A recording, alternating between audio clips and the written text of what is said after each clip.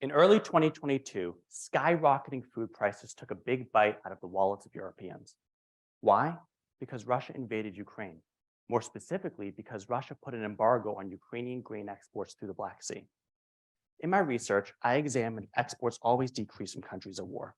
Conventional wisdom suggests that this is true, but my research into the 2022 Russia-Ukraine war finds this isn't always the case. Exports do not always decrease from countries at war.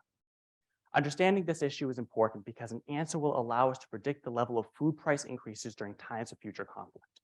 But I'm getting ahead of myself. Let me break this down for you. Like I said earlier, in 2022, Russia invaded Ukraine and put an embargo on Ukrainian grain shipments through the Black Sea. This raised food prices in countries that import grain from Ukraine. 4 months into the war, the UN brokered the Black Sea Grain Initiative, in which Russia agreed to allow Ukraine the ability to ship its grain through the Black Sea, thus easing the supply restriction on imported foodstuffs to other countries and lowering food costs. But why did Russia reverse its decision to embargo Ukrainian grain? Well, Russia had incentives to expand its relations with other countries.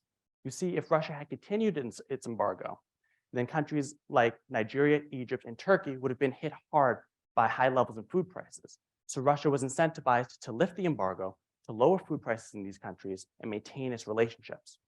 But why are these countries important to Russia, and what does this have to do with Ukrainian grain?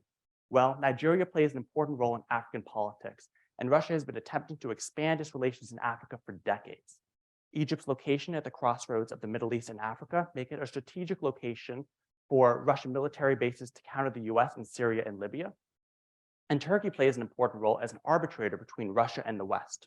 All three are dependent on Ukrainian grain to feed their domestic populations.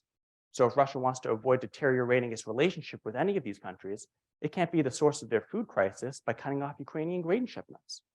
But why is this all important, and what are the implications of my findings? Well, in order to understand why food prices are rising in the grocery store, it's important to understand geopolitics, because one country's actions a world away can directly impact how comfortably you live at home. I find that a country's foreign policy can be directly influenced by the strategic interests of its trading partners.